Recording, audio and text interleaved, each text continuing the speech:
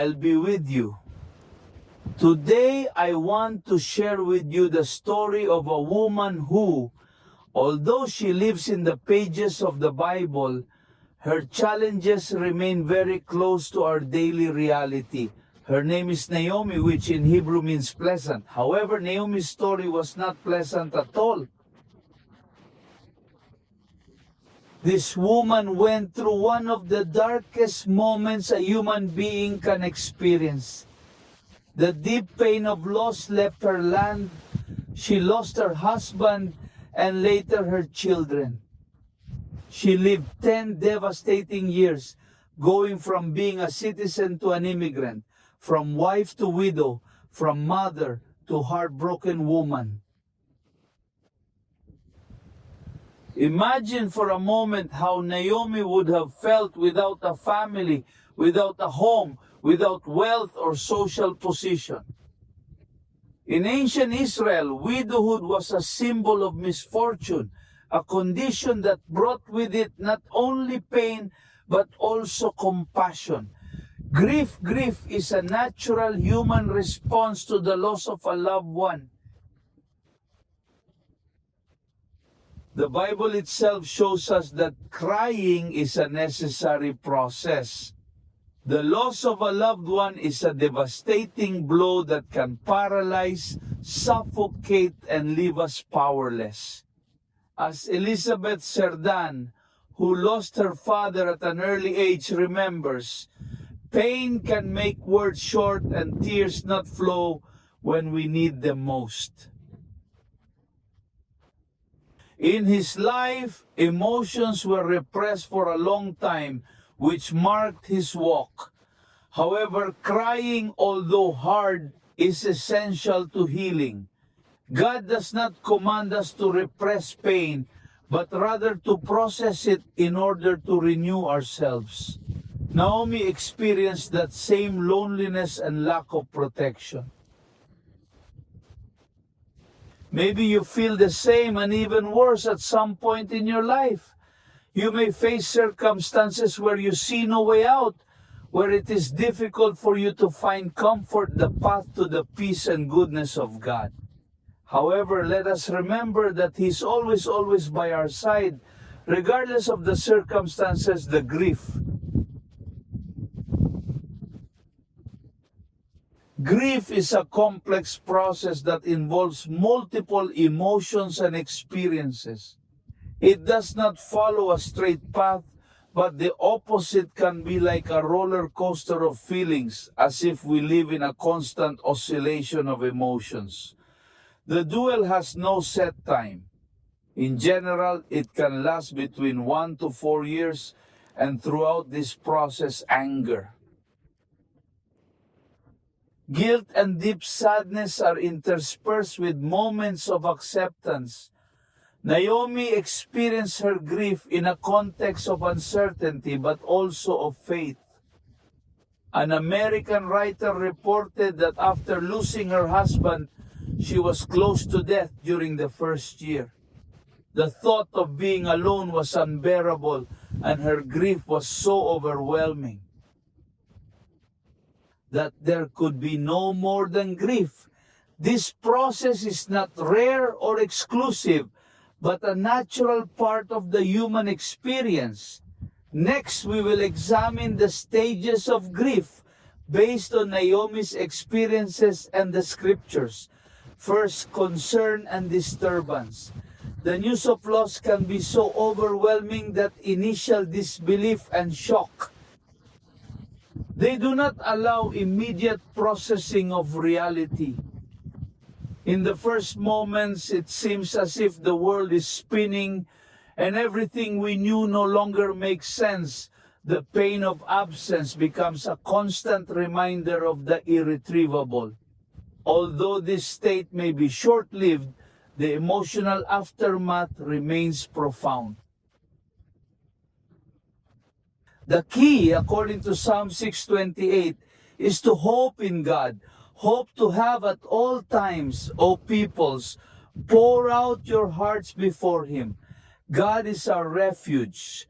The Lord invites us to place our sadness in Him. trusting Him that He will be our refuge no matter the magnitude of the suffering.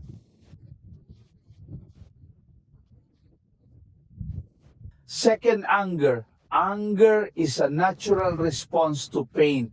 Sometimes we feel indignant with God, with doctors, or even with ourselves. Questions like, why did God allow this?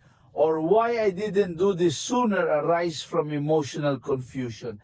This anger can manifest as an explosion of anger, frustration, or despair. Or it may manifest in the form of depression. However, Scripture exhorts us not to let anger rule our hearts.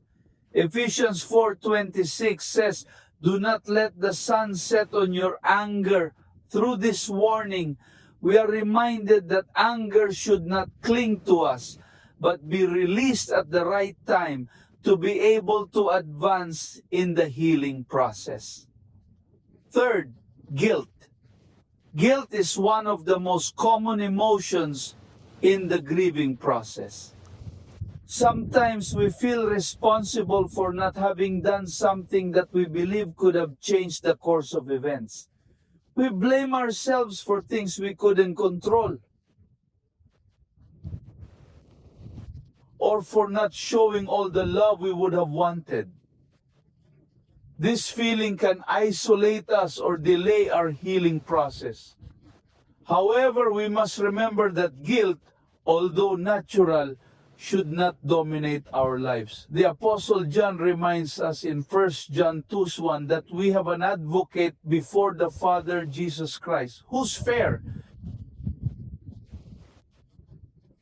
Accepting that we make mistakes is an important step in freeing our mind and heart from the weight of guilt. Tips for dealing with guilt during grief. Acknowledge your feelings. Accept that guilt is a natural part of grief. Don't judge yourself for feeling guilty, but allow yourself to process that emotion. Identify the origin of guilt. Reflect on why you feel guilty. Is it something you did or didn't do?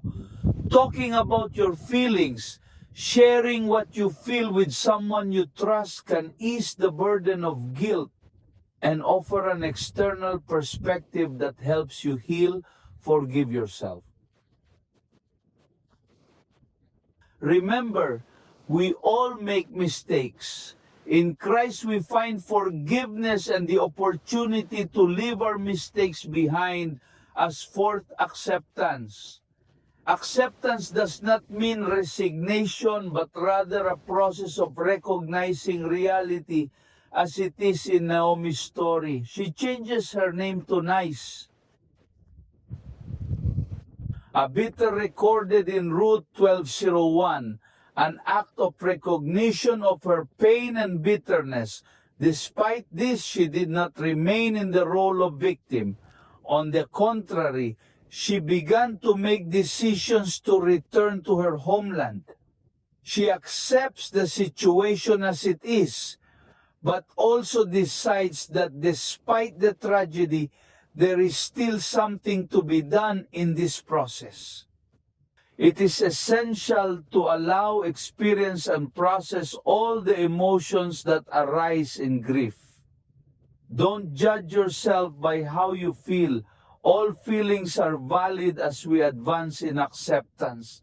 We find comfort in knowing that although we do not control everything, we can always trust in the love of God. Fifth, adaptation. Adaptation is the process of finding a new way of living after loss. Through Naomi's story, we see how she begins to rebuild her life even when not everything seemed favorable. Restoration is possible when we open ourselves to the possibility that God can transform the bitter into a blessing. Like Naomi, we must learn to seek support. The Bible reminds us of our responsibility to care for the needy, such as widows, as mentioned in 1 Timothy 53-16. The church, our friends and family, are essential in this process. Steps for adaptation during grief: accepting reality, although painful. Acceptance of loss is crucial to moving forward. Seek support. You are not alone. Talk to others, whether friends, family, or professionals. Set new goals. Life goes on and we must adapt, establishing new routines and goals that give us a renewed sense of purpose. Give you time. Don't rush your adaptation process. Healing takes time, and it's okay to go step by step. Take care of yourself. Make sure you take care of your physical, emotional, and spiritual health as you go through this process. A new relationship. After a great loss, the question arises of how to start over, especially in a new relationship. It is not just about replacing what is lost, but about finding a new connection based on the love of God. Tips for starting a new relationship. Give yourself time to heal. Do not rush the process. It is essential to heal before opening up again. Do a self-examination. Reflect on what you have learned from your past experiences. Communicate your needs and limits. Honesty is key to building a solid relationship. Go slow. Don't feel like you have to run to find something new. Enjoy the process of meeting someone. Keep your balance. It is vital to take care of your well-being as you enter new relationships. Trust God, pray, and seek God's guidance every step of the way. Naomi's example reminds us that even in moments of greatest pain, God is with us. His presence is constant, and His unconditional love sustains us, that by walking with Him we can find comfort and peace. And the hope that only He can offer. May the trials of life not destroy us, but transform us into stronger people, prepared for eternal glory. Amen. We thank Elizabeth Fernandez from Spain for being the intellectual author of this conference. If you want to delve deeper into the values of the Word of God, don't miss the free course At the Feet of Jesus. You can request it on the website mentioned below on this screen. God bless you richly.